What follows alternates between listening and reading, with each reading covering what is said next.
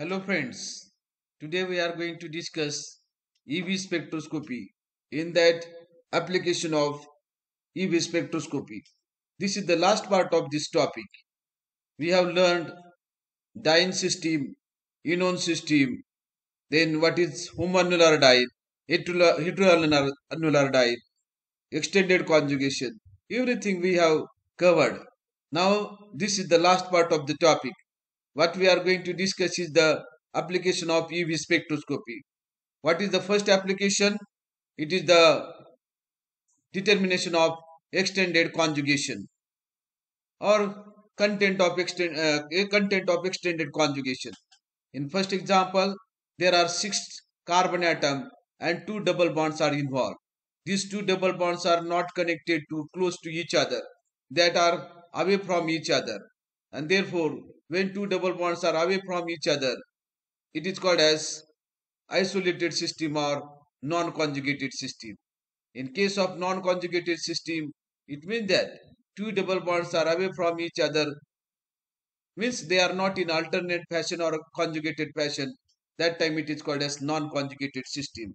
And in this non-conjugated system, when we calculate the lambda max of such a compound, that comes near about 175 nanometer. But when we take another example, means containing same carbon atom, that is six carbon atom, and two double bonds are in alternate fashion. What do you mean by alternate fashion or conjugated fashion? Just you count that double bond like this: double bond, single bond, double bond. Once again, double bond, single bond, double bond. This is the situation in the organic compound. Then it is called as conjugated double bond, or it is also called as uh, conjugated double bond. And when we calculate the lambda max of this compound, it is coming near about 217 nanometer. This is the conjugated system. But in first case system, if you look at that one, the conjugated double bond is not there. That double bond is isolated or non-conjugated. In that case, lambda max is 175, but in this case, it is 217 nanometer. What it indicate? That compound contain extended conjugation, or you can have conjugated system. You look at the another system that is explained well, the extended conjugation. See in this example, double bond, single bond, double bond. This is the parent die. This is the parent die now. But when we look at the further part of the structure, you'll find that double bond is also there in that structure. That double bond is also in the conjugation of parendine. It means that see that double bond and single bond situation. Double bond, single bond, double bond. This is the parent one. You count furthermore double bond, double bond, single bond, double bond. So whatever double bond that I have here, that is called as extra double bond, and which is in the conjugation of parendile. And when we calculate lambda max of such a kind of compound, then it is called as extended conjugation, and that value comes in the range 258 nanometer. So one extended conjugation, when it is increased, you have to add 30 nanometer when you are calculating the lambda max of any kind of compound. So this is the very interesting application that one can understand whether that given organic compound extended conjugation or not. If you look at the another application of this spectroscopy, UV spectroscopy, is that the detection of chromophore. So we have learned what do you mean by chromophore, exochrome, bathochromic shift, hypsochromic shift, every terminology that we have learned. Now this is the one application, that detection of chromophore. The strong absorption usually is characteristics of pi to pi star transition. If absorption occurs about 200 nanometer, a conjugation system of multiple bond is indicated. What it indicates? When we consider the organic compound, may contain carbon-carbon double bond, may contain carbon-oxygen double bond, may contain carbon-nitrogen double bond, carbon-nitrogen triple bond, carbon-carbon single bond, carbon-nitrogen single bond, or it may contain carbon-OH bond, carbon-NH bond. When such a kind of system is involved in the organic compound, then it shows the different kind of transition. Just like N to pi star transition, pi to pi star transition, N to sigma star transition, and sigma to sigma star transition. All these four transitions are occur in the organic compound. But what is important here? Pi to pi star transition is very important and it is strong and it requires very less energy compared to the other part of transition. So this is a very interesting things. Weak absorption of N to pi star transition of an isolated carbonyl group. This absorption found at 270 to 350 nanometer. And when we have N to sigma star transition, that absorption is near about 200 to 260 nanometer. So this is very important one, and you can detect chromophore by using this one. Then detection of geometrical isomers. You know that what do you mean by geometrical isomers? First of all, what do you mean by isomers? Isomers are the compound who are having same molecular formula but a different structural formula. That is called as isomers. What do you mean by geometrical isomers? It means that the isomers which having the different position of the particular groups or atom across the carbon-carbon double bond or in the compound, that is called as geometrical isomers. So you can use this for the determination of geometrical isomers in the organic compound. Look at this. This is the cis-stilbene. In case of cis-stilbene, what happened? Carbon double bond is there, and at below the site hydrogens are there, and above the side of the carbon-carbon double bond, two phenyl rings are there. So this is called as cis-stilbene. When light is exposed over it, what will happen? Cis isomer is get converted into the tris isomer. It means that when similar priority of group, that is phenyl, both are similar priority group. That similar priority group, when they are present on the same side of the different side of the double bond, then it is called as trans-stilbene. Look at the hydrogen here. Two hydrogens are present on different side of the double bond. It means that they are opposite side of the double bond. One is above the double bond of the carbon-carbon and another is below the double bond of carbon-carbon. So therefore, this is called as trans-stilbene. Now you will have the question, which having the more lambda max? Definitely, if you look at the cis isomers and tris isomer, you'll observe that trans isomers always have uh, higher lambda max.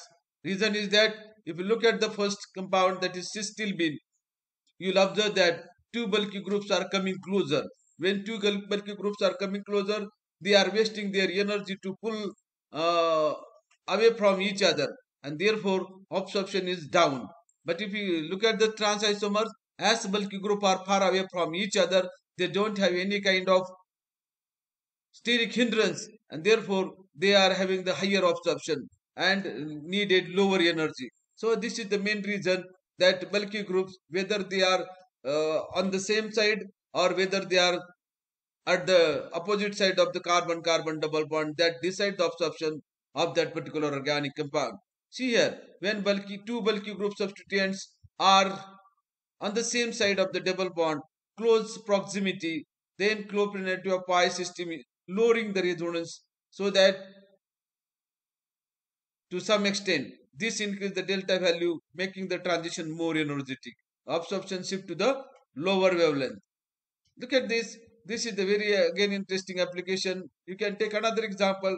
One is called as cis cinnamic acid and trans cinnamic acid. In case of trans cinnamic acid, two hydrogens, they are present opposite side of the carbon-carbon double bond, and one is carbonyl group, another is phenyl ring, and they are also present at the opposite side of the carbon-carbon double bond. Now COH group, this COH group is this COH group is and phenyl group, they are having the higher priority, and they are considered as the same priority group. When same priority group present on the same side of the double bond, it is called as cis compound, and if they are present at the different side of the double bond, it is called as trans compound. So look at this. In trans compound, as two bulky groups, COH group and phenyl ring, they are away from each other. They don't have any kind of steric hindrance. Therefore, it can lower the energy and having the higher lambda max.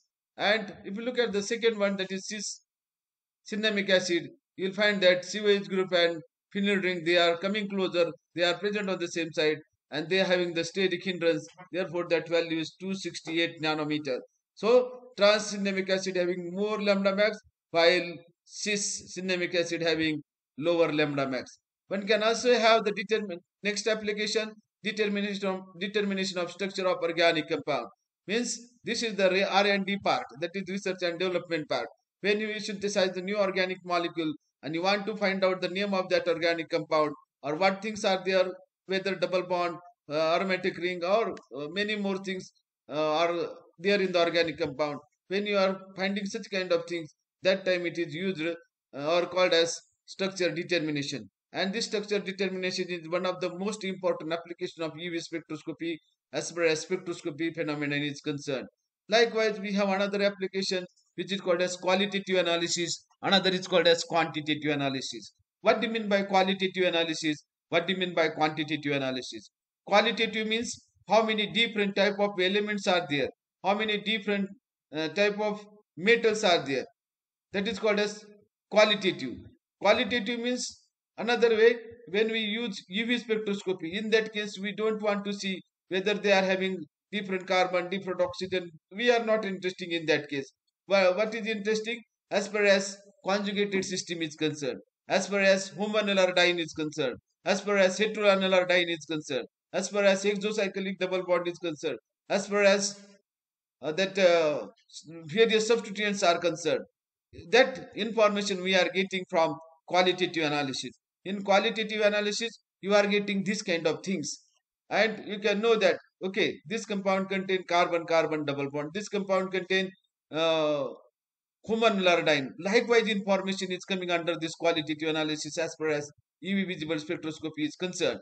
But when we are considering the quantitative analysis means whatever organic compound is given for the analysis, how many carbon carbon double bonds are there in the compound, whether they are in the conjugation or not, and how many such a kind of conjugated double bonds are there. It means that you will find that quantitative analysis of hormonal diene, or you can say extended conjugation, or you can say number of substituents. Likewise, information you are getting from quantitative analysis. So in quantitative analysis, you are getting particular number, while in qualitative analysis, you will get different qualities of that organic compounds.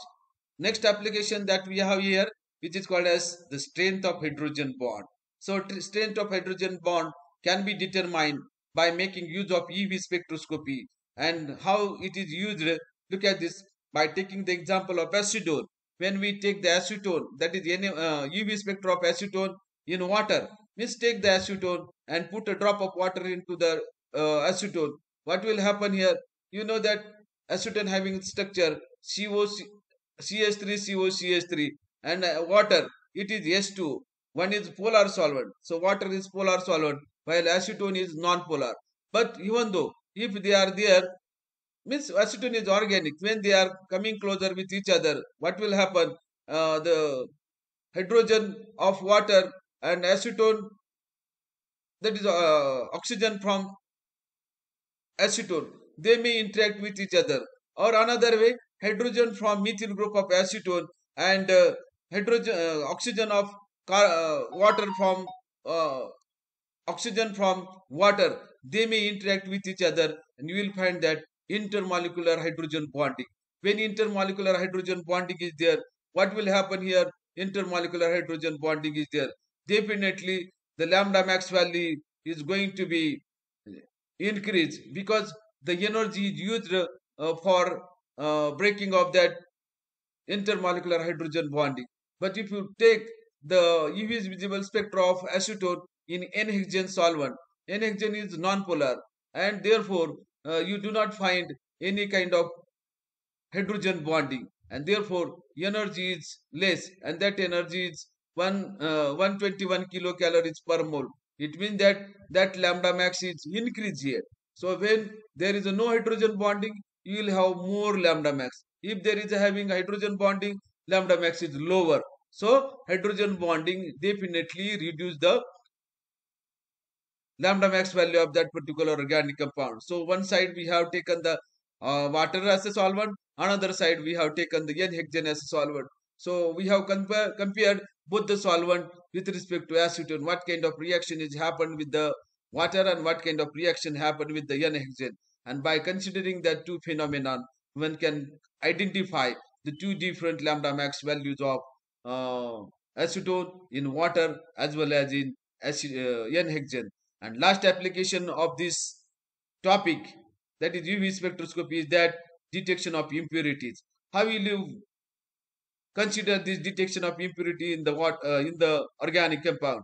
Such as, just you take the UV spectra of pure organic compound, and you can take the UV spectra of putting some that impurity into that pure organic compound and take the spectra. You can compare both the spectra together. Definitely, you will observe that this having the some addition of impurities. Means, suppose if you add water molecule, you will get hydrogen bonding definitely into it, and that due to the hydrogen bonding, that uh, energy will be increased and lambda max will be going to be decreased. So that kind of things you can detect whether that given organic compound contain impurities or not. If it is not having impurity, definitely you will get the standard peak of UV spectra at particular lambda max. And if lambda that impurity is added, definitely that lambda max is going to increase or decrease depending upon the type of impurity that you are added into that things. And with this we have finished this topic with the application of UV spectroscopy.